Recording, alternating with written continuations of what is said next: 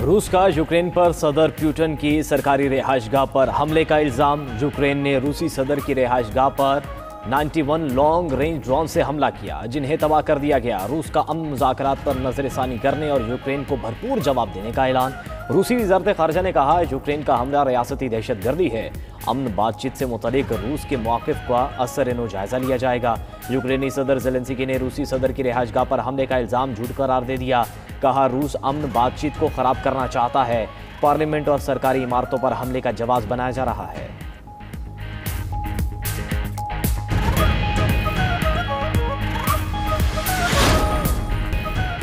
Lieutenant general retired फैज़ हमीद ने सज़ा के खिलाफ अपील दायर कर दी। फैज़ हमीद ने सज़ा के खिलाफ कोर्ट ऑफ अपील से रुजू किया। फैज़ हमीद के वकील बैरिस्टर मियां अली इशफाक की 92 न्यूज़ से गुफ्तगू। कहा कि अपील में सज़ा को कलअदम करार देने की सज़ा की गई है। सज़ा के फैसले की कॉपी हासिल करने की भी दरख्वास्त दी है। फैज़ हमीद को मिलिट्री कोर्ट से 14 साल की सज़ा हुई थी।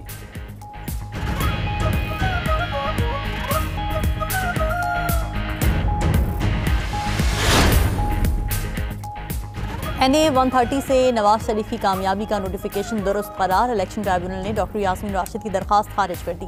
डॉक्टर यास्मीन राशिद ने नवाज शरीफ की कामयाबी को चैलेंज किया था। इलेक्शन ट्राइब्यूनल के जज राना जाहिद महमूद ने फैसला सुनाया। अदालत ने डॉक्टर यास्मीन राशिद की दरखास्त तकनीकी बुनियादों पर खारिज कर दी।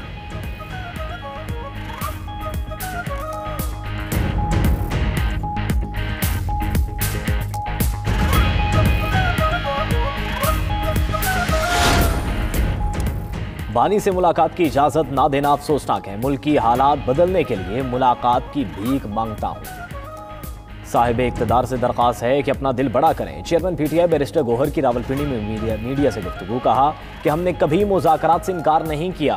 तहरीक अपनी जगह, लेकिन मुज़ाकरात भी होने चाहिए। 2026 में भी सजाएं नजर आ रही हैं। 2025 गुजर गया, अब हालात बदलने चाहिए। दुश्मन के साथ सीज़फायर हो गया, लेकिन हमारा आपस का तनाव ख़त्म नहीं हुआ। सलमान अकरम राजा बोले कि इस वक्त मुज़ाकरात का कोई माहौल नज़र नहीं आ रहा। हवा में मुज़ाकरात की बात करना बेमायनी है। जमहूरियत ही आगे चलने का वाहिद रास्ता है। उधर अडियाला जेल में बानी PTI से बहनों और पार्टी रहनुमाओं की मुलाकात ना हो सकी।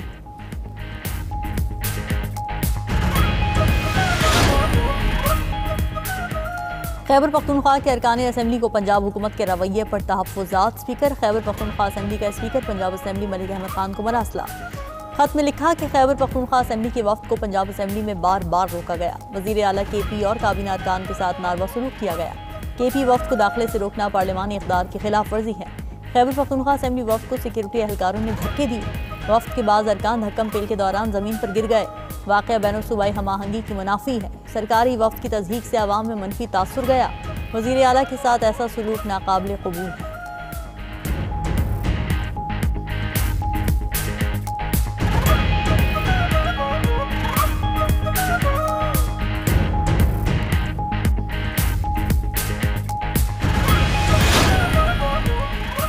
वज़ीर आला सुहेल आफरीदी गैर मुतल्लिका लोगों को असम्बली के अंदर लाए। मुआफ़ी मांगने के बजाय तूफ़ान बर्पा किया गया। सूबाई वज़ीर रज़मा बुखारी का पंजाब असम्बली में इज़हार ख़याल। कहा, वज़ीर आला खैबर पख्तूनख्वा के स्टाफ ने सहाफ़ियों पर तशद्दुद किया, धक्के दिए। मुझ पर इल्ज़ामात लगाने पर हद तक इज़्ज़त का दावा दायर करूँगी।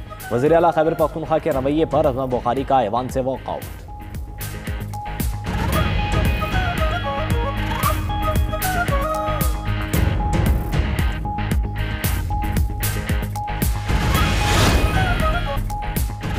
खैबर पख्तूनख्वा के पहाड़ों ने बर्फ़ की सफ़ेद चादर ओढ़ ली। खैबर की वादी तीरा में बर्फ़बारी के साथ बारिश के रंग। जनूबी वज़ीरिस्तान में भी आसमान से बर्फ़ के गालों की बरसात।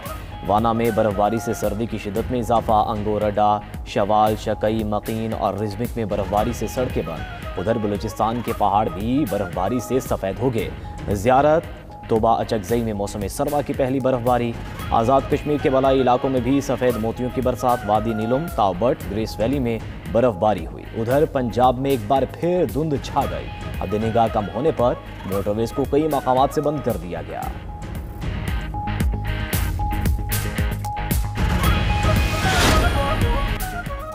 बेलारूस में रूस के एटमी सलाहियत वाले मिसाइल नस्ब। बेलारूस ने हाइपरसोनिक और रैशनिक मिसाइल की तंसीब की वीडियो जारी कर दी। बेलारूसी सदर का कहना है कि ये मिसाइल यूरोप तक मार कर सकते हैं।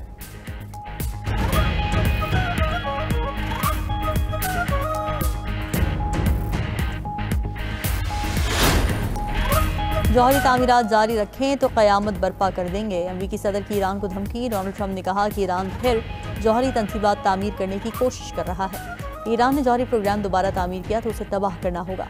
ईरानी एटमी प्रोग्राम से मशरक़ वस्ता में अमन कायम नहीं होगा। अमेरिकी सदर की इजरायली वज़ीर आज़म से फ्लोरिडा में मुलाकात। कहा हमास गैर मुसल्लह न हुई तो 59 ममालिक इससे निपटेंगे।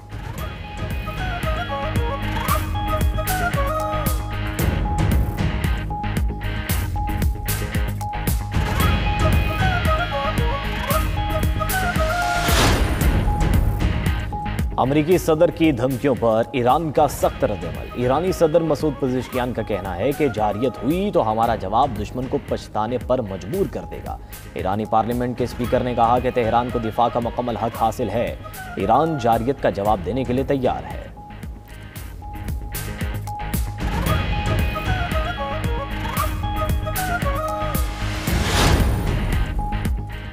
सोमालिया के दारुल हुकूमत मोगादिशु में अवाम का इजराइल के खिलाफ एहतजाज। सोमालीलैंड को तस्लीम करने के फैसले को शदीद तनकीद का निशाना बनाया।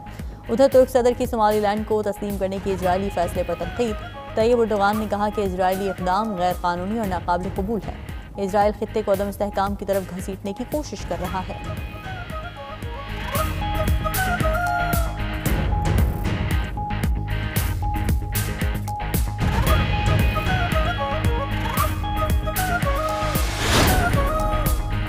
अमेरिका ने ईरान और वेनेजुएला में मुक़ीम 10 अफराद और इदारों पर पाबंदियाँ आयद कर दी। अमेरिकी महकमा ख़जाना का कहना है कि वेनेजुएला की कंपनी और इसके सरबराह ईरान के ड्रोन प्रोग्राम में ताउन करते हैं।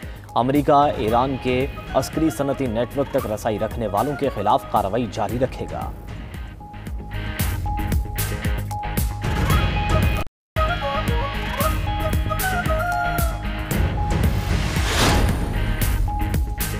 आलमी क्रिप्टो करेंसी एक्सचेंज बाइनांस ने यूक्रेन में फौरी कैश निकलवाने की खिदमात मुअत्तल कर दी। फैसले के तहत यूक्रेनी करेंसी बैंक कार्ड्स के जरिए क्रिप्टो वॉलेट्स में जमा भी नहीं हो सकेंगी।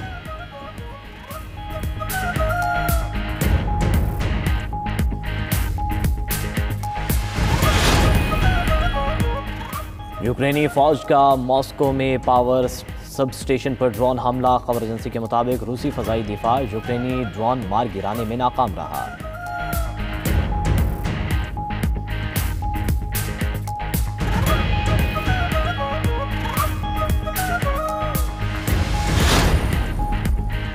मगरबी जर्मनी में चोरों की फिल्मी अंदाज में वारदात। बैंक से 3 करोड़ 50 लाख डॉलर की नकदी और जवाहरात ले उड़े। खबर एजेंसी के मुताबिक चोर सुरंग बनाकर बैंक वॉल्ट तक पहुंचे।